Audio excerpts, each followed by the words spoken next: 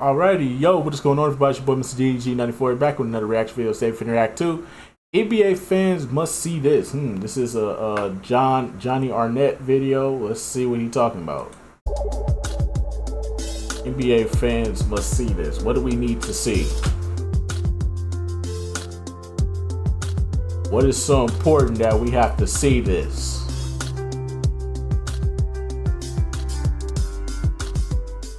This video is a continuation of a series where I recommend games that you should watch in their fullness. If you're a basketball superfan like me, then you don't just watch highlights from iconic moments, but rather you make your popcorn and you get on your comfy couch and watch full-length NBA games from years. Yeah, full-length games that's live, not no motherfucking old-ass games. I ain't finna sit back and watch no old-ass games that I probably already saw and know the outcome of. Fuck out of here. Past, as if they're classic movies. In this series, I'm recommending games that are... I already know the outcome. I don't need to go back and watch the games. I know how... I respect the greatness of all the players in the NBA. Well, not all of them. Fuck Austin Reeves. But anyways... Oh, man. Fuck Austin Reeves. Fuck Ben Simmons, too. Most definitely fuck Ben Simmons. I've seen enough live games of his to know that he is 2 packs of ass. But I respect everybody, man. I don't need to go back, man, and watch these old ass games, man. Come on, dog. It's not as deep for some people as it is for you. For you, it's deep. For a lot of other people, it's not that deep. We know Magic Johnson was great. We know Kareem was great. We know the Boston Celtics in the 80s was great.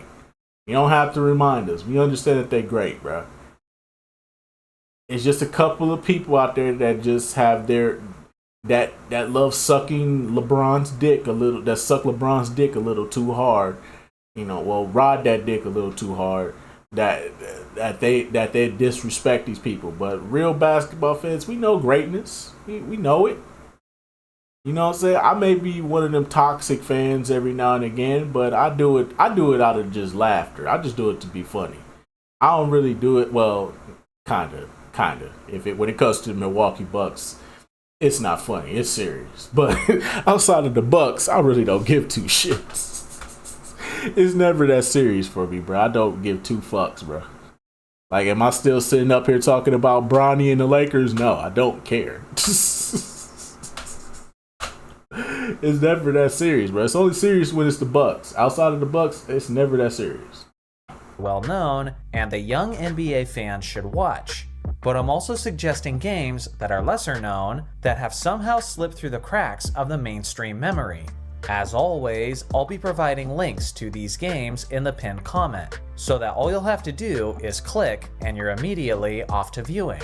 As always, let me know your suggestions in the comment section below. Now, without further ado, let's get into it. The first game is the Cleveland Cavaliers versus the Los Angeles Lakers. Kobe Bryant versus LeBron James in the 2009 regular season.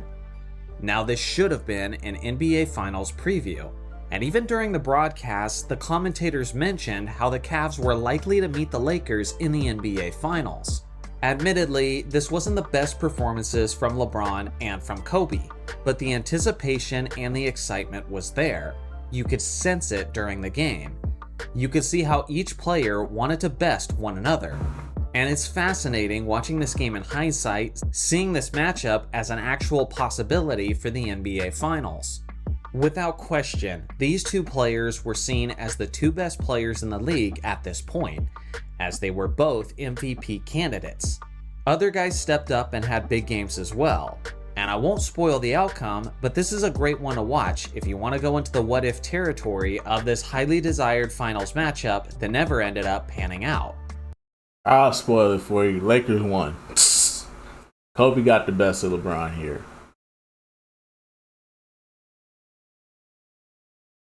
I'm gonna ruin this for you. Nobody has to go. It's not that deep, dog. Not everybody has to go back and watch all these games, bro. It's not that serious, bro. This is why YouTube exists for a reason. Sometimes If you want to watch the full games, fine, that's cool. But for a lot of us, we just want to watch the highlights, bro. A lot of us just don't have the time on our hands, bro. We supposed to spend our free time just sitting up here watching. Nah, bro, come on, dog. Let people enjoy basketball. I'll just because you enjoy something some type of way doesn't mean everybody else has to enjoy it in that same way or that same facet. I'm just saying. Like, if you love basketball but you just don't have the time to really dive into it like you want to, it's fine to watch the highlights. Don't let people like this tell you or discourage you from watching. From if you watch the highlights versus watching the full fucking game, don't let people like this discourage you, man. If you don't have the time on your hands to do it, then you don't have the fucking time on your hands to do it. People got lives, people got bills, people got kids. Don't never feel like because you watch the highlights, you don't feel like a real basketball fan. No. If you love basketball, you enjoy basketball, and you know who the MVP and the NBA Finals winners were for the past, 15, 20 years, then you're a good basketball fan. You know what I'm saying? You know what I'm saying? You good, Chief. Don't let people like this on the internet discourage you. Because that's the reason I hate the internet, is because people on the internet try to discourage other people from how they do things, and I hate when people do that.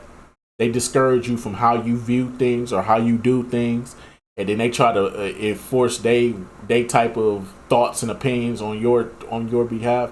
I hate when people do that. Like, no, like if you look at something a certain type of way, then do it the way that you've been doing it. As long as you love the game of basketball, just like the next person, makes you no different.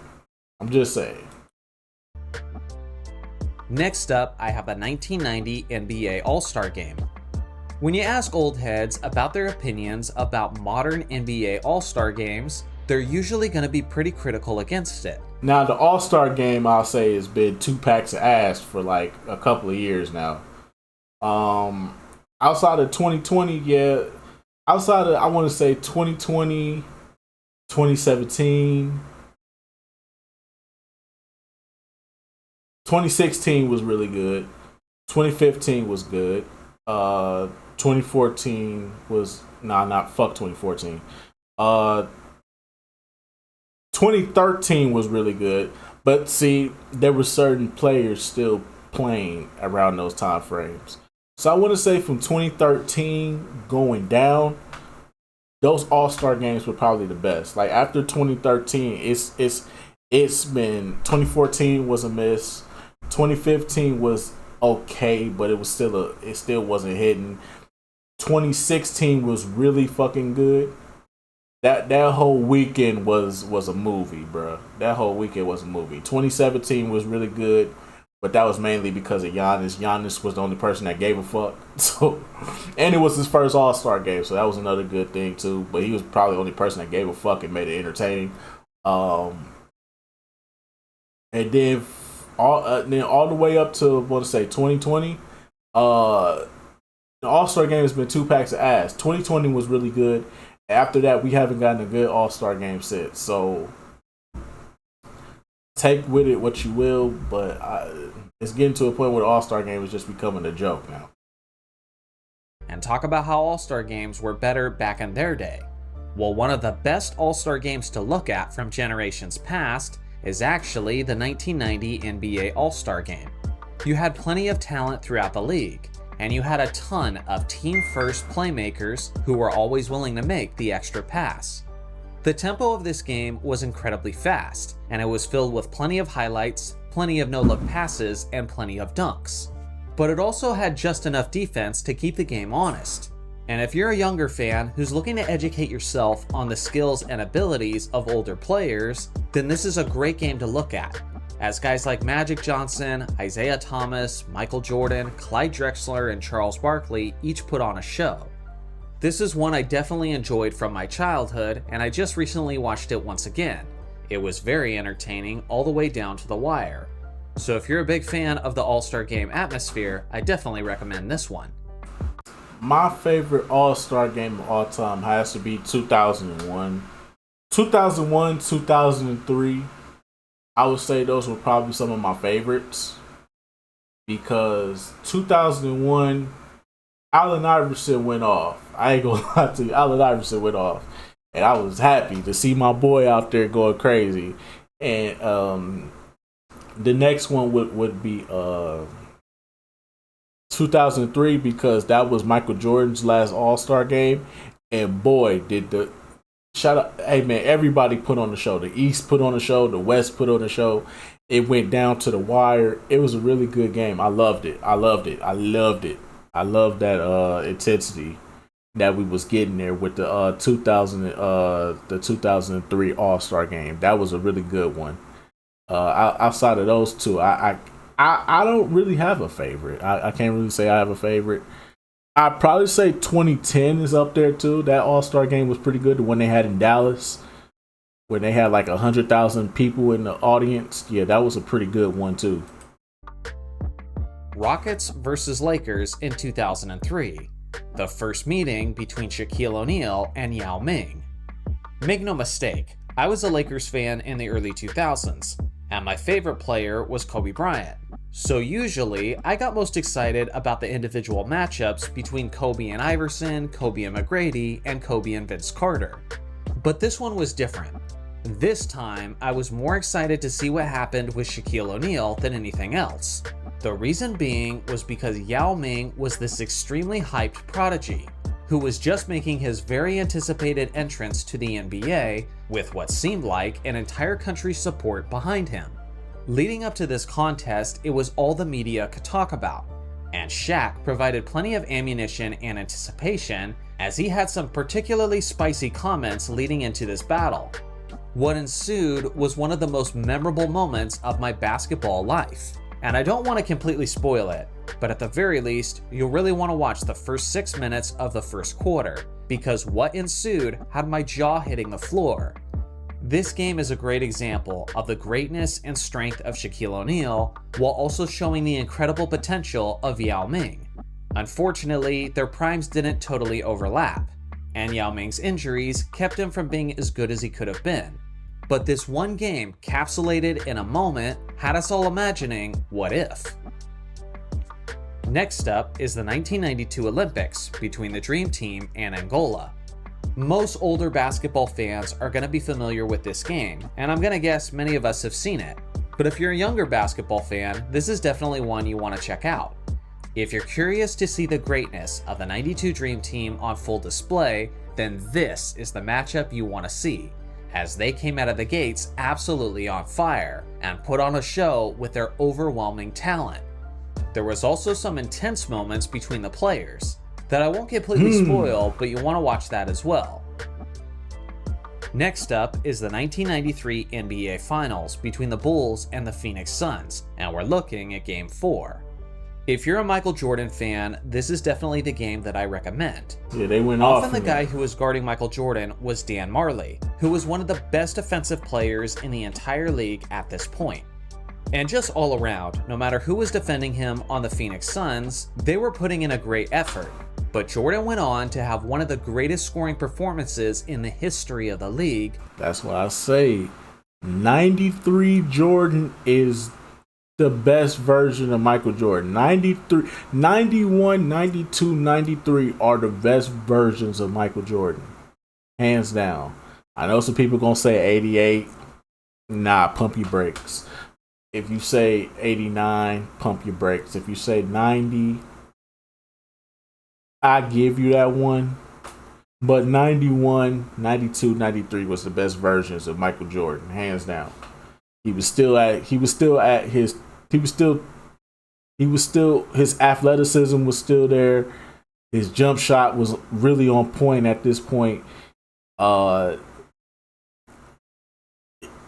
Yeah, this is a Michael Jordan that was like fucking dangerous at this point in time. This was a dangerous Michael Jordan at this point in time. Regardless of the incredible defense, there were so many great and quality players involved in this epic battle, and this was a must-win for Phoenix as they were down in the series 2-1. This specific performance is a good game to watch if you want to experience or you want to relive Michael Jordan's absolute peak, as he put on full display his ability to take over a game and crush the opponent's spirit. The next one is the San Antonio Spurs versus the Golden State Warriors in Game 1 of the Western Conference semifinals. Hey, this was a good series overall. I find this one particularly... Hey, this was a good series overall because, one, Golden State shocked everybody by beating the Denver Nuggets in the first round. So, seeing them go far, you're now looking at Steph Curry, you're now looking at Klay Thompson, you're like, oh, this team is legit. Oh, shit, this is actually a good fucking team right here. Oh, they ready for war. And little did we know, a fucking dynasty was brewing in Golden State off this playoff experience. Little did we know these niggas was gearing up to become a dynasty. Really fascinating for a couple of reasons. What you have is two dynasties overlapping that most people never actually witnessed. You have the tail end of the San Antonio Spurs dynasty, going up against the very early days of the Warriors formation. A young and babyface Steph Curry was absolutely unconscious in this battle. And of course, he had his running mates Draymond Green and Klay Thompson backing him up. Draymond traveled his ass off. It was one of the most awesome yet least talked about performances of Steph Curry's career. And honestly, we all should have been able to see in this moment just how great he was actually going to become. But for the San Antonio Spurs dynasty, we also saw their greatness, their team play, and their poise under pressure be displayed in this contest. It's an absolute thriller down the stretch, and I won't spoil it, but I definitely recommend you check it out. And then I have the Los Angeles Lakers versus the Boston Celtics in Game 6 of the 1987 NBA Finals.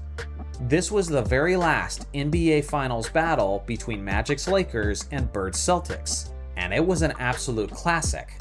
For a while, the game was extremely close and tense, but there was one especially iconic moment that was the turning point in the game, and anyone who was old enough to witness it will remember it. This was a fantastic battle between legends, and on a side note, there is actually proof in this game that flopping to a small extent was present in the league at this time. Oh my God. It wasn't very common, but clearly it existed. So what do you guys think? What is an NBA game that people should go back and watch with their free time? I look forward to hearing your thoughts in the comments section below. Thanks for watching as always, make sure to like and subscribe for more basketball content, and I'll see you guys in the next video. Alrighty, man. Let's just go about do it for this one, man. Hey, man. Watch basketball how you watch basketball, man. Ain't nobody got the right to tell you how you should enjoy basketball, man. Ain't nobody got the right to tell you if you a real NBA fan or not, man. Just do it. Just as long as you love the game of basketball and NBA is your favorite sport, that's all you gotta have. That's all the credentials you need. But anyways, though, that's just gonna about do it for this one, man. I will see you all in the next video. Till then, peace out.